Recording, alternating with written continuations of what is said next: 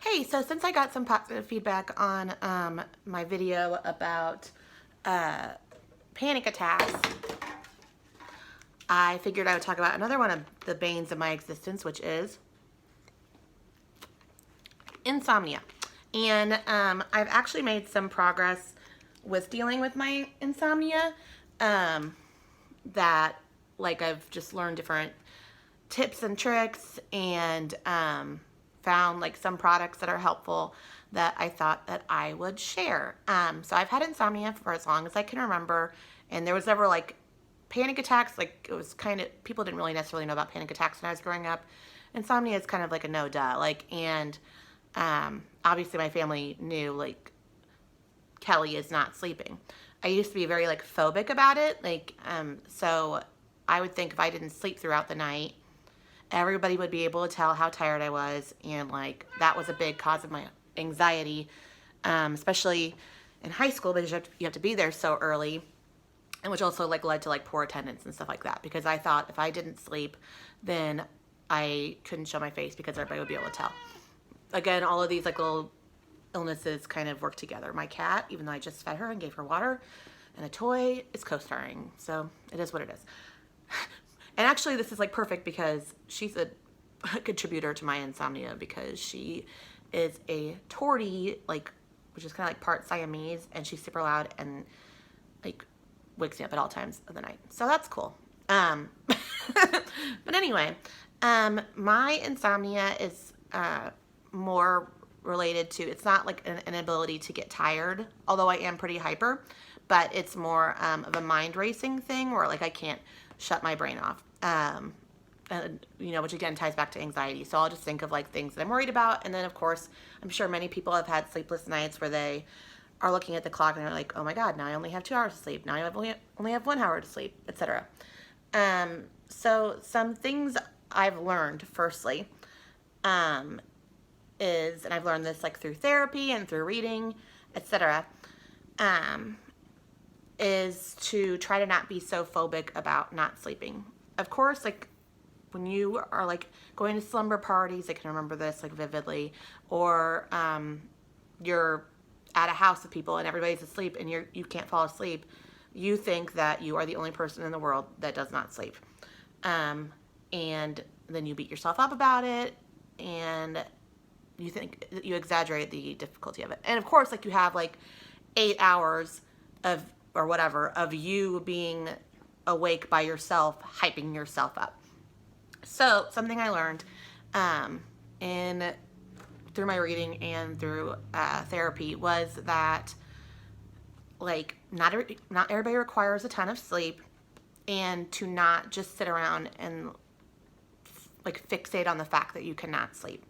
So if I'm in bed for, you know, if it's like 3 a.m. and I've gone 30 minutes and I'm freaking myself out, then I will like go for a walk, or I will read some more. Sometimes I watch like a comedy, like TV.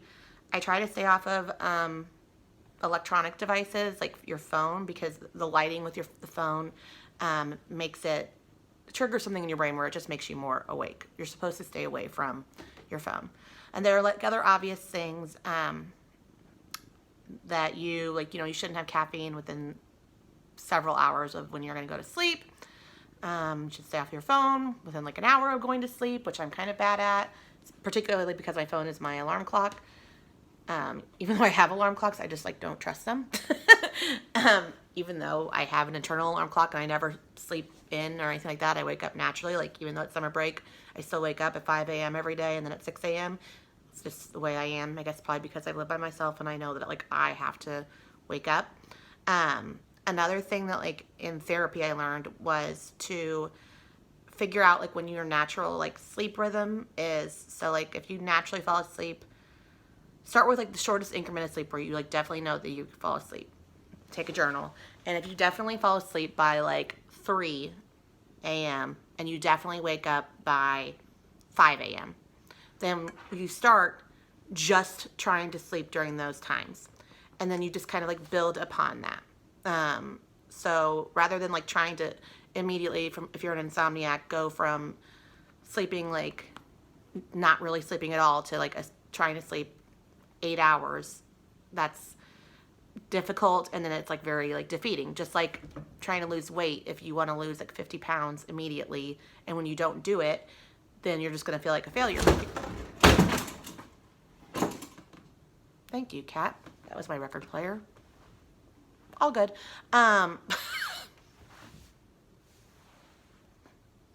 Yep, we're fine. Anyway, life happens. So that is another thing that I have learned, is to just work with what you have. Another like saying that I have, which I just kind of learned on my own, is I just kind of like get in where I fit in.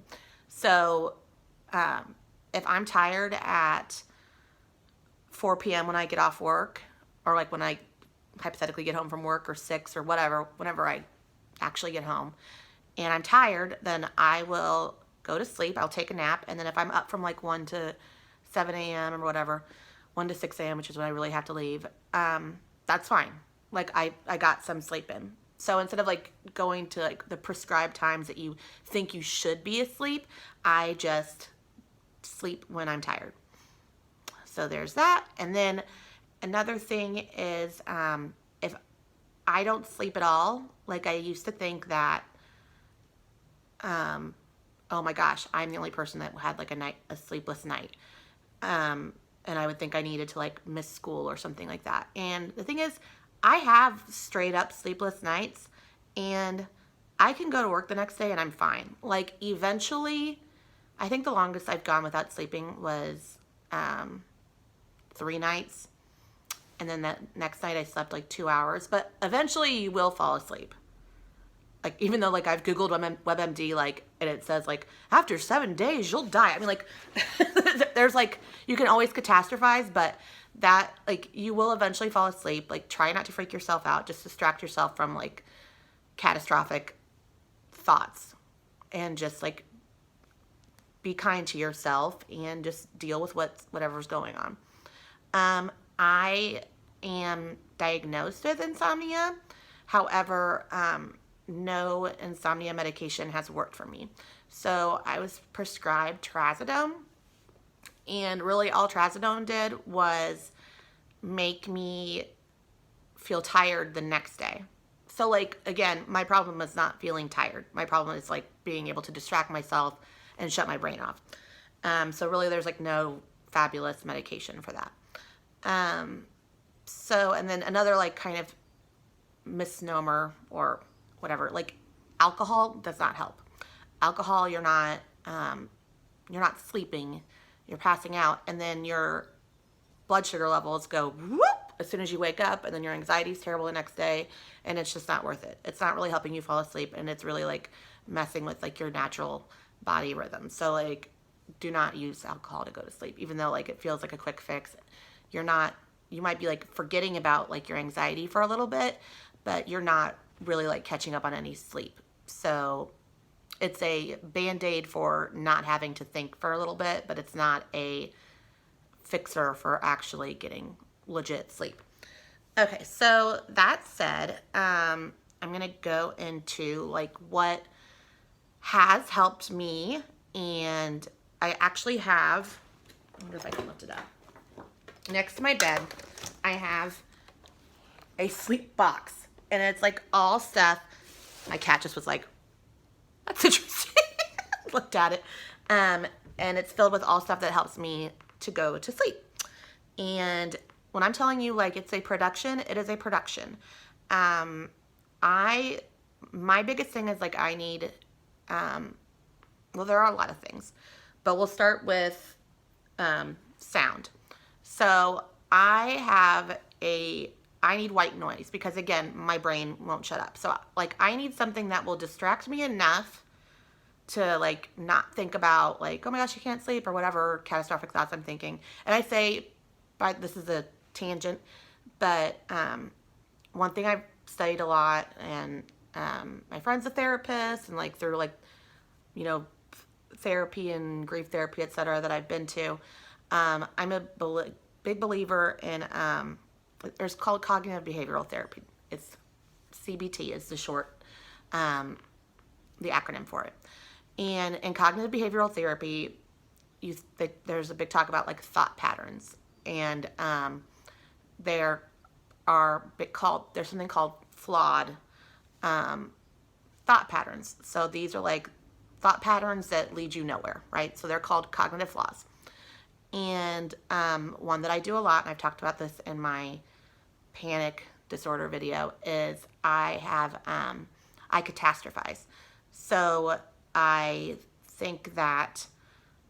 imagine the worst case scenario. So I will, when I'm in bed, I'll be thinking, oh my God, I'm not going to get any sleep. Tomorrow, everybody's going to be able to tell.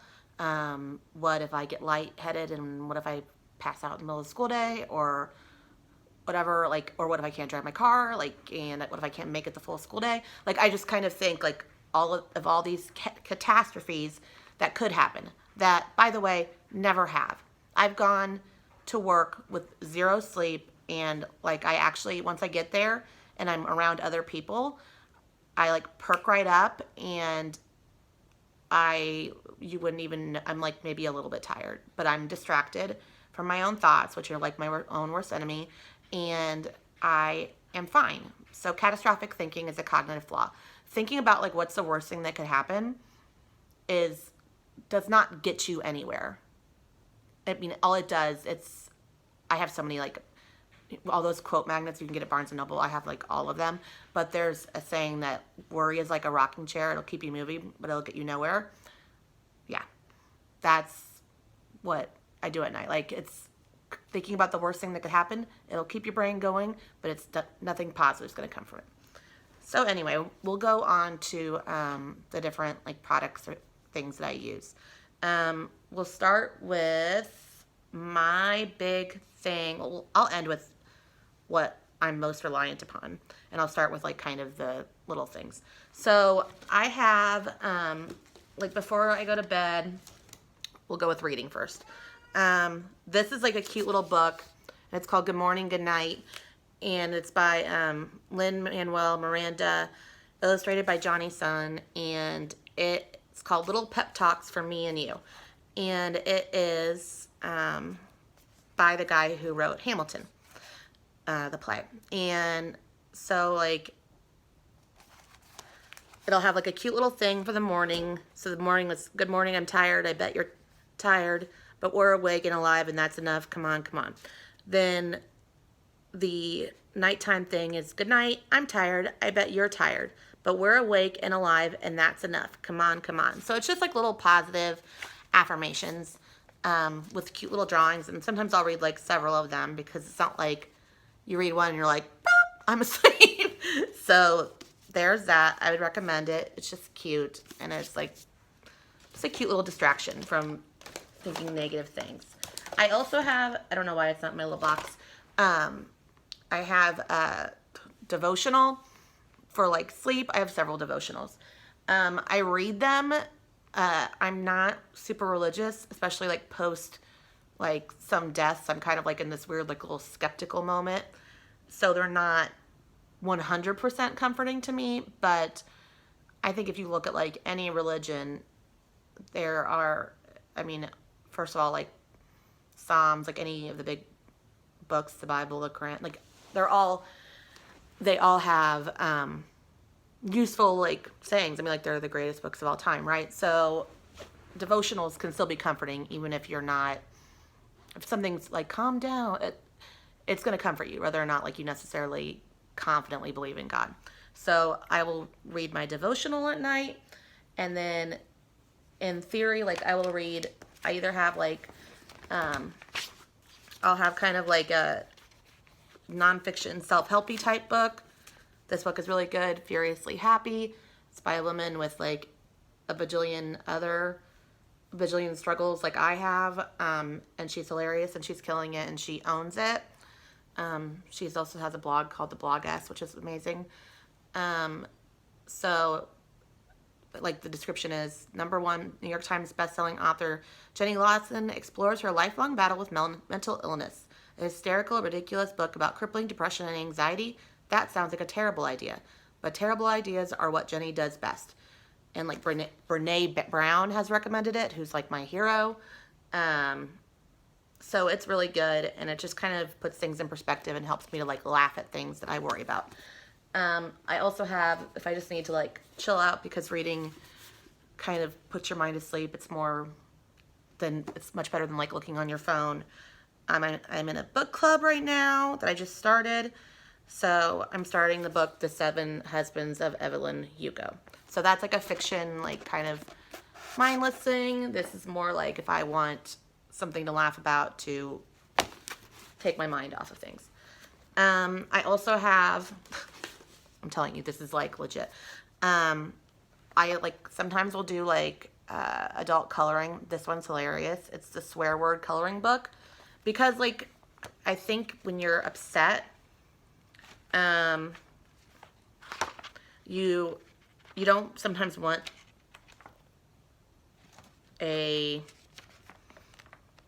you don't want like all butterscotch and roses or whatever. So like you kind of want like something irreverent and funny. Like if you're going through it, you don't want like everything's gonna be okay. Sometimes you want to be like, yeah, this sucks. This is annoying. So anyway, the swear word curse or coloring book, which I got from my cousin. Like this one says, boo effing who. Like, so I'll color it and it distracts me, and that's cool. So that's like all the visual stuff I have. Actually, I should take that back. Let's move to, I have another visual thing that's a visual and audio, but we'll get to that in a second. The other thing is like aromatherapy. So lavender is supposed to like calm you down. So best believe I have every lavender thing you can think of. So after I take a shower, I use this lavender wet skin lotion. Then, people, now you know. The more you know. Like, I'm not exaggerating. Like, I have everything. I have lavender facial spray with aloe, chamomile, and lavender.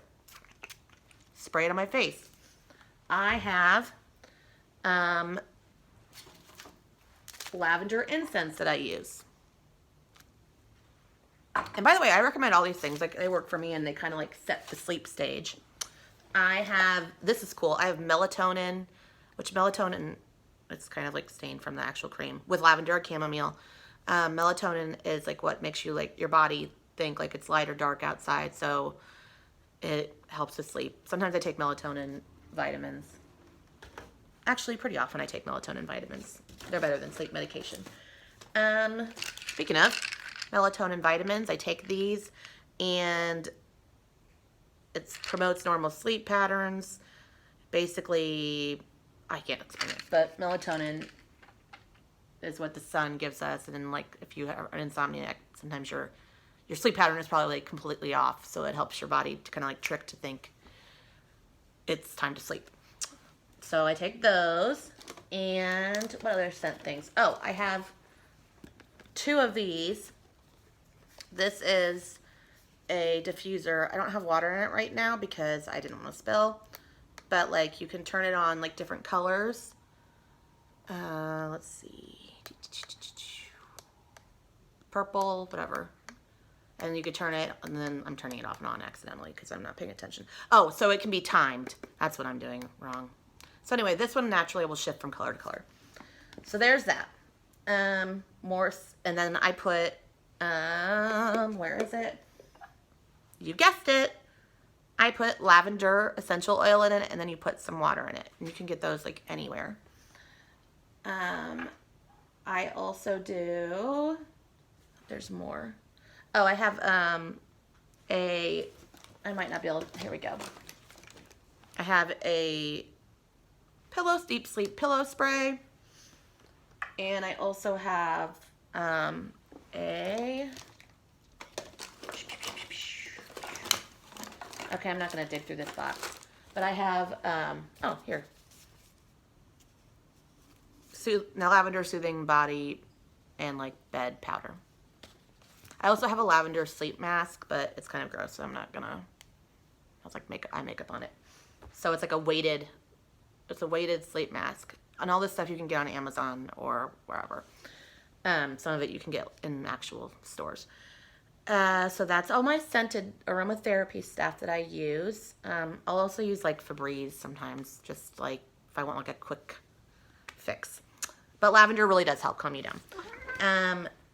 Then the other like sight thing I have, this is out of batteries. This is a sound machine and like a light thing. So if it were to have batteries, I could choose like the sound that I wanted on here, and then I can hit the lights, and the light, it'll put like, you could see like little star patterns and a moon. It puts like a soft lighting in like calming colors, so like blues, greens, purples, on your ceiling, so it looks like the sky. And it also makes like ocean and rain sounds and all that. White noise. So that brings me to white noise. That is my, or audio. That is my big ticket to falling asleep and staying asleep. If I don't have white noise, if I don't have a lot of white noise, to be honest, I'm not falling asleep. I cannot fall asleep in straight silence. I will stay up. If I'm at somebody else's house, that's the big thing. Because if I'm at my house, I have white noise. So often if I'm spending the night at someone else's house, I'm not sleeping because they don't have like white noise stuff to make me fall asleep. So white noise, I'm sure you know what white noise is, but white noise is like a muffled noise that doesn't really like make sense, but it's just a sound. So it could be like a fan, or like a lot of people do those ASMR things or whatever. So the noises that I use. Let's get started. So I have like a 5-part sound thing. Oh, and also to show you how much I've dabbled in stuff. I even like I meditate every night. I even have this. Wait, I'm not doing it right. Like sometimes I will legit like on a mat instead of just like on my bed if I'm like really feeling it.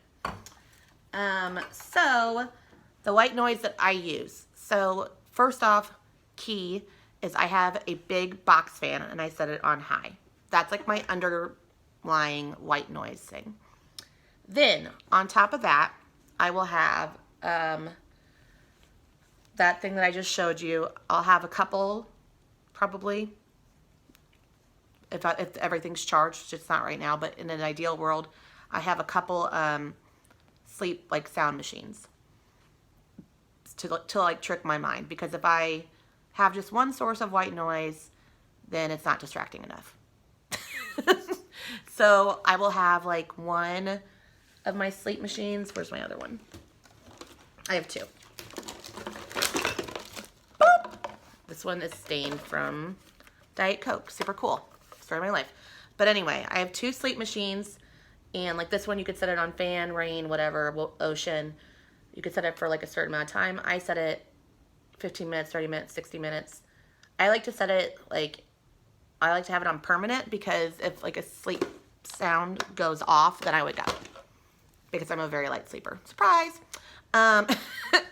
Another thing, so then the other things I've listened to, which like, thank God, when I was a kid, I would listen to like those little like CDs. Like remember, like you could test them out. They still have them in like Walmart, or be like tropical rainforest or oceans. I would listen to that, or I would listen to Nick at Night, like calming TV, but now TV's too distracting for me. But at the time, that worked. Now, thank God for smartphones and iPads, etc. There are podcasts, there are apps, there's so much stuff. So, I have 3 that I recommend. Okay, so there are 2 apps I recommend. One is Breathe, Breethe, Breathe. That was like a national spelling bee, like flashback. Breathe, may I have a definition, please? Except that would be the wrong spelling, but anywho, proper noun. Breathe it's a subscription thing, but it's like really cheap. And currently I'm on a free trial. They have like different, it's all pretty much meditation. So different meditation things. And I am in love with this one meditation. I've been using it the last few nights. It's a deep sleep hypnosis, and you literally get like hypnotized essentially into falling asleep. And I actually have fallen asleep. Granted, it's easier during the summer because there's less pressure to wake up, but I have fallen asleep. And the cool thing about this particular like hypnosis thing is afterwards it plays like an indefinite like calming soundtrack. So you don't like some things, like when a lot of meditation, like sleep meditations that you can find on YouTube or on podcasts are difficult because like you'll meditate and then it'll be over and then you'll just wake up again. So I like ones that have like a soundtrack that follow, or like rain that follows or something like that. So Breathe is a great app. It's also good for like if it's not just like deep sleep, like let's say like you wake up in the middle of the night and you're feeling stress. So like I'll do like a stress meditation for 5 minutes and just try to like get it off my mind. Then I have, so that's one thing I might play like on top of all my other sounds. Another thing I might play, I was really into this year, although it's kind of become moot for me because I've used it so much, is this podcast called Sleep With Me, it's excellent. And it's basically this guy, and he also does Game of Drones. And what he does is he like talks, and he kind of repeats himself, and he like tells like little stories, or he'll like recap an episode of Game of Thrones or something like that. But he'll go like on all these non sequiturs and tangents, and it's so it's so boring. Like his point is to like bore you, but to make you feel comfortable, and he has like a very comfortable voice, all that. So it distracts your mind, but it's like not so like other podcasts. Like I'll try to listen to like Drag Race podcasts or the guy from, anyway, forget it, Michael Ian Black's podcast. Like I like those in real life, not Sleep Life, but they pique my interest too much that I stay awake. This guy, like his whole point is to like pique your interest enough that you're distracted from your like crummy, whatever, catastrophic thoughts, but you are not distracted so much so you can't fall asleep. So it's almost like a bedtime story for kids, but it's not a story. It's not linear. Again, that would be too distracting. So Sleep With Me podcast, Breathe app. The last one is Tao Mix, Tao, Tao Mix, Mix. And that's really cool because it's like a sleep machine. And that like it has like rain, but it has like 100 different options. And like rain, people talking, heavy rain, pond life, whatever. And you can like drag them. You can add them all, as many as you want. You drag them closer to the middle so you can like choose like the predominant sound that you're hearing. So you could have like waves layered with rain, layered with the sound of a fan, layered with like crickets or something like that. So it's like you create your own sound machine. That one is the bomb. I use that like, I almost always like end with that every night. Like I might listen to like this past year I would listen to like Sleep With Me podcast. And if I was relaxed and calmed down enough, then I would turn on Tao Mix. Or sometimes I would listen to, because you can have them both open at the same time, I would listen to I would have that app open, the podcast, and I would have Sleep With Me on Tao Mix and podcast. So I would have them both on to distract me. Other helpful things, but I mean, like, honestly, like, Insomnia used to like run my life, and now it's become bearable. It's annoying, but I've survived it, and like I've proven to myself that I can live, and I've found ways to like fall asleep, which before, I mean, I feel like I'm progressing. I don't feel like I'm getting worse and worse and worse, which is nice. Other things that are helpful, so like I toss and turn a bunch, so like I literally got like one of those like pregnancy pillows, like the body pillows, because like I turn around so much, so like I don't fall off my pillow. I will use like under eye masks that are like cooling because I get hot. Often I'll put like a cool compress on my head, again because like I get like overheated or nervous, and it also like kind of weighs you down. I'll use a weighted blanket sometimes, which I kind of discovered through, well, I didn't kind of discover, I did discover through working in special education, because it's often used with people with sensory disabilities, particularly autism, but weighted, and anxiety, and sensory processing disorder. Weighted objects, like when used, for like a specific period of time, like you don't use it all the time, or there's no point, help calm you down. So like I have to have my house at like a 68-degree temperature, but I have to have like a lot of pressure on me. And I think a lot of people are like that. They need they can't just sleep with nothing on top of them.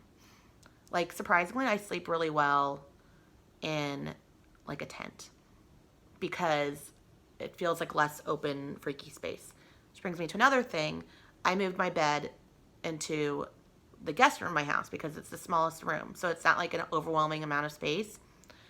And it's like you should have a place that's specifically designated for exclusively sleeping. So like where you sleep, that's all you're doing is sleeping. You're not doing anything else. So your mind associates that space with sleeping, not with like doing homework or something like that. I'm trying to think if there's anything else that I do. I think the biggest tip, biggest takeaway, aside from like all the things that I use, did I forget any products? I don't think so. You get the point. Biggest takeaway is that if I wake up, and this is for anxiety too, and this is why I'm a good special ed teacher with behavior at least, because if you're feeling anxious or like panicky or whatever, you have to change the narrative. So if I'm, again, I know I've already said this, but like if I am sitting in bed for 30 minutes and I've like hyped myself up to the point that I can't sleep, I typically watch like an episode, I have it on DVD, of like Modern Family. That'll make me laugh, because laughter, honestly, it's a lot of cliches are cliches for a reason. Cliches are cliches because they're true. And people use that phrase often because it's the truth. So the truth is, like, laughter is the best medicine. So if you're freaking out, read a funny book, watch a funny show. And if you don't sleep at all and all you do is watch funny shows, so you're not like depressed and anxious AF by the next day, then great. You survived the night and you're on to the next one. And eventually, again, you will fall asleep. And just take a nap when you get home if that's when you're tired. And then, I mean, honestly, my sleep schedule is not very consistent, but like I've stopped, again, biggest thing, I've stopped beating myself up about it and stopped comparing myself to other people, and I've just accepted how I sleep. So anyway, I hope that's helpful, because I actually do feel like I've made a lot of progress in that realm. If you have any questions about like products that I've used, please comment below. Again, please like, subscribe, and like hit the bell so you know when I post new videos, so I don't have to keep posting on Facebook. All right, thank you. Have a good night. Bye.